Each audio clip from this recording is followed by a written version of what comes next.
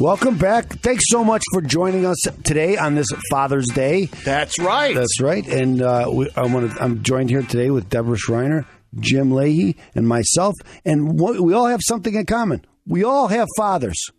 That's right. Happy Father's Day. Happy Father's Day. I wanted to say something else about Father's Day, but it's important, and I'm glad that we recognize that fathers. You were talking about Mother's Day is more important than Father's Day. Way more. It just is. Fathers rather not even celebrate it. Mothers want to get the family together. Please, let's go out and let's enjoy it. And being in the restaurant business, that's the busiest day of the year. Father's Day. Leave me alone. Leave me alone. That's Let me grow. Leave me alone. Okay. Leave me alone. You can come by the house if you want, but I ain't going over there. Okay. Yeah. So it's Father's Day. I don't have to do it. I want to be with my family, of course. The next segment. Yeah, but short bursts. It's the blog segment. The blog. The blog.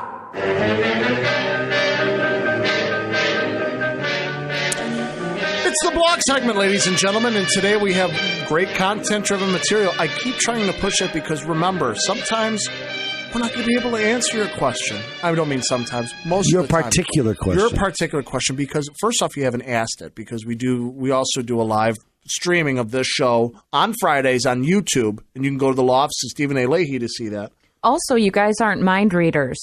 No. So if someone has a question, Karnak the Magnificent. The best thing for them to do is to give Stephen a call. That's right. 312-664-6649 or visit ChicagoTaxTeam.com. Okay, she knows. Do you know who he is? Karnak the Magnificent. Is he from Bozo? No, from Johnny Carson. Johnny Carson played Karnak the Magnificent. This is way before my time. Okay, I'm only 28 years old. As we know, right? I know. Sometimes you amaze me at what you do know. I do know a lot, but that I do not know. Sometimes it does amaze me. I never watched Johnny But Carson. anyway, I want to talk about, as I always do in this segment, I talk about what's going on in my office. Okay, so I'm going to talk about the sink is a little leaky. Appeals. I have had a leaky sink. But anyway, I'm gonna talk about appeals, because sometimes when a revenue officer or a ACS person, an agent, makes a decision about you, they're wrong. Like, for instance, they want to start taking things away from you. They want to issue a wage levy, and you've been trying to stop them from doing a wage levy, and they go ahead and do it anyway. Now, what do? You know, because now you have some really limited options. Okay, but there are some options. First, and I had this just this last week. Somebody hired me after the IRS started levying him. Okay, and their revenue officer was one mean person, and that when they were levying them. After he came to see me, we tried to stop it. They wouldn't. They had stopped some of the levies before he came to see me, and I tried to stop. So there's wage levies, and that's when they start garnishing your wages, and then they can levy your bank account. So they go after your bank account and take all the money out of your bank account. Now, when that happens, you can contact the revenue officer and try to get them to release those levies, and they can do that. It takes 21 days before the bank is supposed to send the money from your bank account after they receive the levy back to the IRS. And so you have a little bit of time to try to work with your revenue officer in order for them to release the levies. Now, they're supposed to release the levies if you can show a hardship. And if you can show a hardship and you think you did show a hardship and they still won't release the levy, now you're caught. What do you do? Okay, so as I've mentioned, one thing you can do is you can file for protection under the bankruptcy laws. I think a lot of times I've mentioned on this show that there's only one thing in our country that's more powerful than the IRS, and that's the federal court system. And bankruptcy is part of the federal court system. Now, bankruptcy has a lot of bad things going on sometimes it scares people away. Well, sometimes while it will stop the levy, it'll do a whole bunch of other bad things for you that you don't want to happen. And so you don't really want to pull that card out unless you really have to do that. And sometimes you really do have to do it, but not always.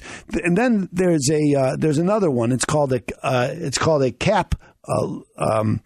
It's called a cap appeal, and that's when there's an appeals office. So there's a process. So you don't like what's going on with your revenue officer. Well, then you can ask to talk to their supervisor. Okay, so. And this, you have to do this before you can go on to appeal. So you don't like what the revenue officer is doing. Say, hey, I'd like to talk to your supervisor. I'd like to talk to them about this. Maybe maybe they can help me and you can't. And so they'll give you their name and you can contact them. Now, when you try to get their supervisor, they're supposed to have 2 days before to get back to you.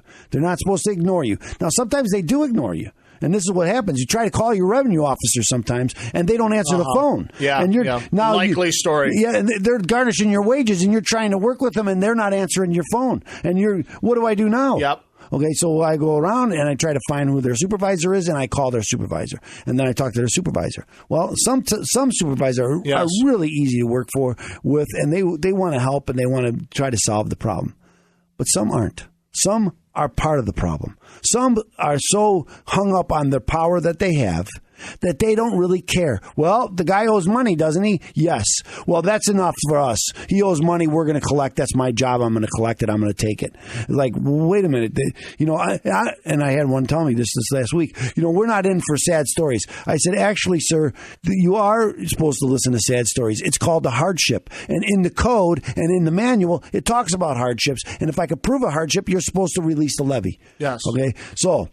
And I don't get satisfaction. So what can I do now? Well, now I can do a collection appeals program, a CAP. It's called a collection appeals. Is it a CAP program, or is it just called a CAP? They call it a CAP, C-A-P. It's an acronym for collection appeals program. And a lot of stuff with the IRS takes forever. So here's what happened. No, come on. A government entity dragging its feet? And that's what we're afraid of. So I'm working with the revenue officer. When you propose an installment agreement, nothing's supposed to happen. They're not supposed to do any more collections. They're supposed to work on this.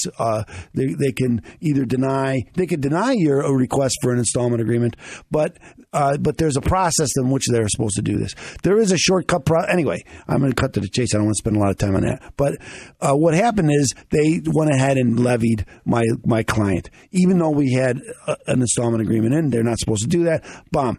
So I went to the as I mentioned, I went to the manager. The manager says, I don't care. That's our job. We're going to collect. So now what do you do? So now I go, my client's very afraid now because now his paycheck's going to be levied and it's going to be a couple of days. So I said, well, I'm going to do a CAP appeal. You can file bankruptcy or you can do this CAP appeal. Now, by the rules, once I send in this form that asks for a CAP appeal in writing, then the revenue officer has 2 days to forward it to the CAP unit. Okay, and then the CAP unit is supposed to have 2 days in order to get back to me. Okay, so this was on Wednesday. I sent out they denied us. I put it in writing. I sent it to the revenue officer. The revenue officer, I kept calling. She wouldn't call me back. She finally called me back. She said, yes, I forwarded it to the CAP unit. And then the CAP unit called me and set up an appointment for Monday. So that's how fast it happened. It can happen that fast. It's supposed to happen that fast. When you have representation. Exactly, because they won't listen to you. That's been the theme. And you don't even know, as a taxpayer, you don't know the process here, how to even get in front of a CAP. Now, there's other appeals, too. There's what they call the collection due process appeals, and there's an equivalency hearing. So there's other appeals. So just because you don't like your revenue officer doesn't mean you have to accept what they're telling you. There's ways to get past them, and there's a lot of reasons why you want to get past them, right? Because if they've got it in for you and you feel like they've got it in for you, the best thing is get it out of their hands, get it to somebody else. One more thing I'm going to think is very important. Revenue officers, our incentive is to collect as much money as possible. That's how they're judged. Their job is judged. Appeals are judged by how many cases they close. See the difference? Okay, so it's a big difference. This is what we're talking about. This is what we're talking about, ladies and gentlemen. Getting the proper representation that knows that knows the ins and outs of your particular situation. That's why it's so important to call open tax resolutions. Not regular people won't know that ins and outs. Absolutely. I think a lot of people that say that they don't know this. They really don't. So anyway, ladies and gentlemen, remember, open tax resolution. If you get the representation you need, 312-664-6649, or visit ChicagoTaxTeam.com. It's going to be your hub to fight the IRS. Go to the law office of Stephen A. Leahy, PC, on YouTube so you're able to watch the videos, because this is going to be one of our content-driven episodes. And ladies and gentlemen, listen to our show every Sunday at 5. Remember, ladies and gentlemen, open tax resolutions there for you. Now, we're going to get a word from our sponsors and come right back here on AM 560, The Answer.